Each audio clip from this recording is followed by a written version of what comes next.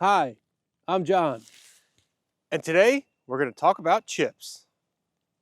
No, not those ones. Wood chips. One of the most versatile things that you can have here on a homestead are these bad boys right here.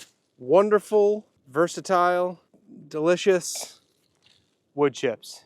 So today, I figured we'd spend a couple minutes talking about some of the things that I do with my wood chips and that you could do with your wood chips, if you get them, on your property that are somewhat different from all the other videos out there. There are a number of different videos out there of all the virtues of wood chips, but they tend to be kind of focused in the garden area. And while that is something that we do, and we'll touch on that a little bit later, I don't necessarily use wood chips in the most conventional manner. Still good, just a little bit outside the box. So without any more jibber jabber or planes flying over, let's get into it. First off, let's start off with the easiest one. What can you do with wood chips that's easy? Nothing, literally. As this pile sits here, it seems like it's doing nothing, but in reality, it's actually working. There's microbes and bugs and worms and birds coming in to eat the worms, and they're pooping on the chips, and it is working. They are breaking down from this more fibrous, wood chippy, leafy stuff to this wonderful soup down here on the bottom. And if you were to leave this pile here for about a year, maybe two, depending on how big or small the pile is, you'll get a wonderful, absolutely fantastic soil amendment to bolster your property's soil. Here, let me show you an example of what our native soil looks like. This area here is pretty emblematic of what we have here as our native soil. Now, this is not an exaggeration. We have extremely dense, hard-packed clay soil. Now, no skips, no cuts, no special effects, which of course, you know, this channel is known for. If you come over to this area where each spring I lay down a big gigantic layer of wood chips, we have this beautiful, dense,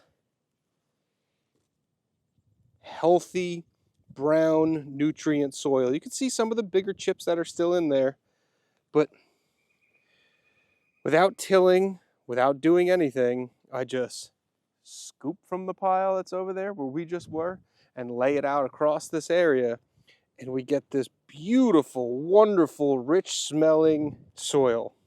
Now, in this case, obviously we're down here in the wood yard, so I'm using it for traffic control, so you could use it for a driveway or whatnot. But if you use the theater of the mind, and instead of laying it all out and driving over it 50 billion times, if you were to just leave this pile here doing nothing, that's the type of soil that you can get. Now you could take that dirt and till it into your hard pack, which we do over in the garden, or in bare spots on your lawn. Till it in there, get some of this rich organic matter into your hard clay packed soil, and you've taken an area where nothing will grow into something where anything will grow.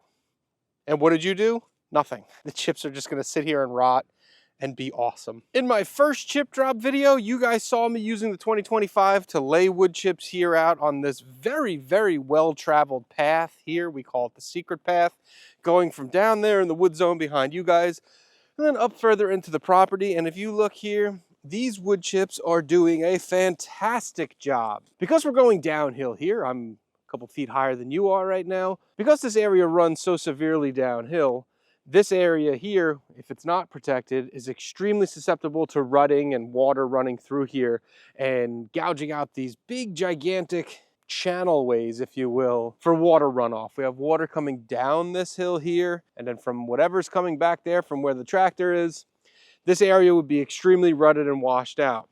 Now, if you look at it, this area is in great shape. And all I do is I take a couple bucketfuls of chips, smooth it out, and it looks to be in great shape. Water travels through it. Some of it may wash away in a little bit of a really, really heavy rainstorm, but otherwise, we have no standing water up here. It's very dry, gives enough traction for the machines to get up and down. So while we're talking about a path, you might be able to scale this up into a whole driveway. It works great. Tractors aren't the lightest things in the world, and there's really no signs of rutting, and the chips are doing exactly what I need them to do. This represents another great example of some of the things that I do with the wood chips. Mosquito control. You're like, what the hell is he talking about? How could wood chips control mosquitoes? Good question. Here on this property, there's a lot of changes in elevation, as we just saw, and sometimes that brings along with it some running water. And right here, we have an example of a stream that runs, a teeny tiny stream, but it does run from one side of the property all the way straight through down to the main creek,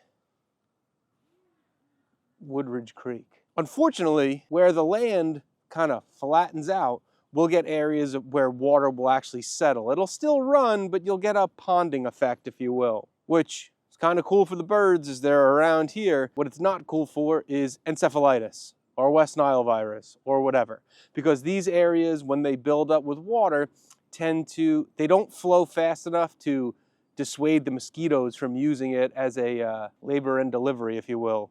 So when I get areas of ponding water, I'll fill the area with wood chips up. The water will still continue to flow through, but there isn't enough of a ponding effect. So the mosquitoes, it's actually kind of wild when you see it, they'll fly around and then try to go find somewhere else. So this is always kind of like a cat and mouse thing that we have going on here on the property. And luckily, since wood chips are cheap to free, I don't mind throwing them around. If I was using soil or rock or something, it would start really building up, and I mean, honestly, the whole thing would be full of rock, so it wouldn't look very good. But again, just like the pathways that we have around here, does its job for a while. The chips break down, I just come in and fill it again, fill in the hole again, keep the mosquitoes at bay. I'm gonna call this use mending fences. We had a neighbor moving across the street.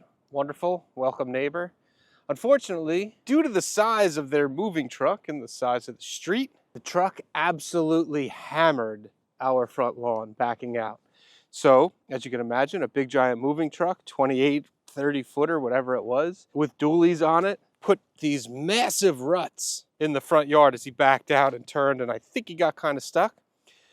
However, instead of creating a big to-do about it, just filled the holes up with wood chips. Now, in probably a year or so, although we do have some greenery pushing through it, this will all break down into dirt, put some seed on it, and what could have been a potential suburban issue is now a rural non-issue. No big deal. Accidents happen. It wasn't malicious, and I don't really care because I had some wood chips to fill in the hole. Now, if I didn't have anything and I had to fill it up with soil, it would have cost a bunch of money, or I would have had to dig it out from somewhere else, put seed down and whatnot. Throw some wood chips on it, move on with your life. I have other things to take care of. Weed control. Of course, it's well known the uses of wood chips for landscaping and weed control in places around the house are pretty well established. However, what I decided to do, and actually kind of goes to prove that I've been planning on making this video for 6-8 months, is I wanted to see what my dirt was going to look like over the winter. So I put my raised garden beds here to bed for the winter. This one, I added 4 to 6 inch layer of wood chips on top so that I would be able to test against what would happen against a bed that didn't get put to bed. And the results are striking. So this bed here is the bed that normally houses our tomatoes and peas. And you can see we have just 1, 2, 3, 4, 5, 6 dandelions across this 4x12 bed. So really just a quick grab, yank them out. Then I'm gonna scoop all these wood chips out, probably put them in a bird area, and with a little bit of tilling, a little bit of aeration, this bed will be ready to go. Now we're gonna transpose that to the potato bed where I didn't put anything down.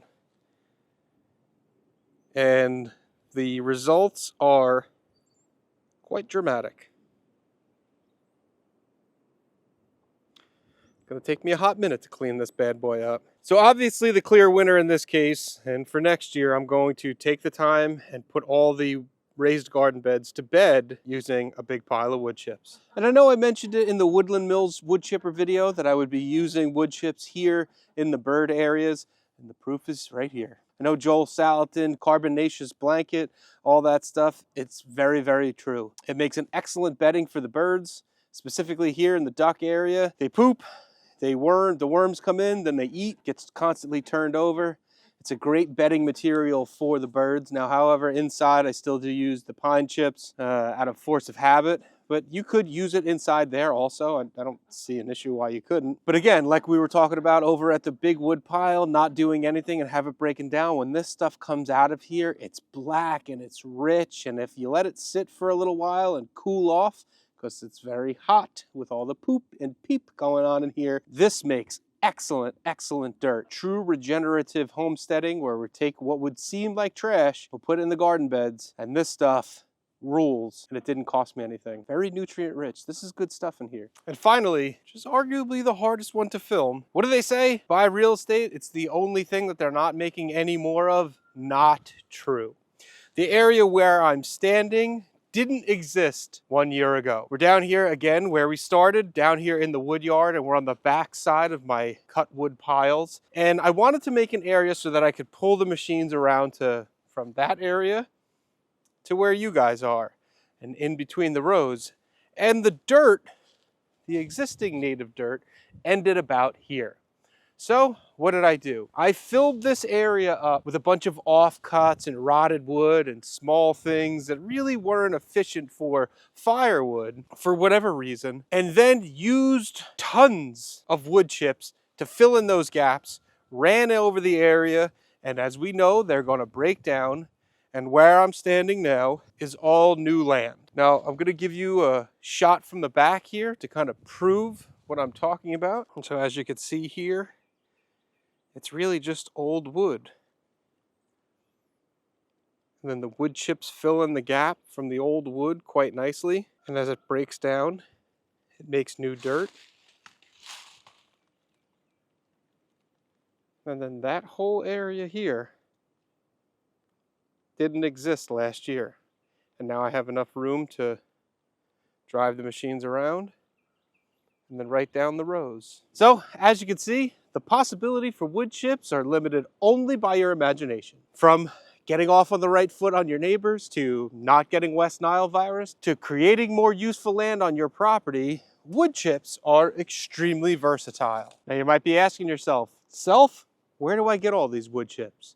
He's shown tons and tons of wood chips being used across his property. How do I get some? Well, the first one, get yourself a big gigantic wood chipper and make your own. I know I made a video about this machine, first impressions. So if you stay tuned, I'm gonna be doing a follow-up video on this machine. Pros, cons, all that stuff with, I don't know, about a year's worth of usage on it. This is great for making wood chips. It's right in the title, wood chipper. It's great for clearing up land, down trees, whatever you got, clearing up your land, and then you get these beneficial product, the wood chips, as an output. It's a fantastic machine. However, it's not for everybody. Maybe you don't have a tractor. Maybe you don't want to spend $3,000 on a wood chipper that sits 99.9% of the time. That's completely understandable. What's one option that's available to everybody and costs little to no money? ChipDrop.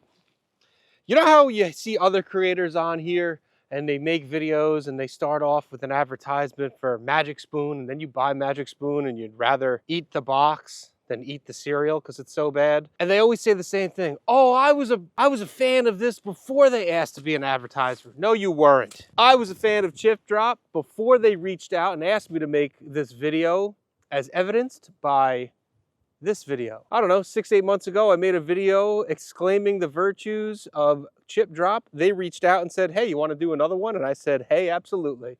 Because there is no truer example of I was a consumer or user of the product before they reached out than what we have going on here. What's ChipDrop all about? ChipDrop is like the Uber of wood chips. They're an interface between wood chip companies and the consumer. You sign up for ChipDrop, you put your name on a list, and local arborists who usually have to pay to get rid of these will come and deliver them to your house for little or no charge. Now, I keep saying little or no charge. ChipDrop in and of itself is free. No money exchanges hands, your name goes on a list, but like getting into a hot club in the city, sometimes $20 does you a pretty good favor. So like I said in my last video, I usually put $20 or $40 as a tip for the guys, a service fee, whatever you want to call it. And I get so many wood chips that I actually have to ask them to stop. $20 to grease the wheel goes a long way in the ChipDrop world. You're buying the guys lunch, you're doing them a favor, they're doing you a favor by bringing these chips over, and I simply cannot recommend this service enough. So if you're interested, head on over to ChipDrop.com. I'll put a link down below to use it. Sign up, put your name on a list, throw the guys 20 bucks, would you? And get yourself this extremely versatile product. Sometimes I just like to lay in it and throw it around. Guys, I really appreciate you watching. Thanks so much. I'm going to catch you on the next one. Goodbye. Who the hell is this? I'm trying to film a video, and Air Force One is coming over. See him in there? Dog. Supposed to be out here in the country. Supposed to have no noise, and there's dang Air Force One. Get out of here, I'm filming. Why is it coming right over my house? Is that a good thing? Anyway, because we're going downhill here, this area was very susceptible to... Get out of my damn face. Of course, don't yell. You've seen the camera. Okay, be that way. It's not that big of a deal.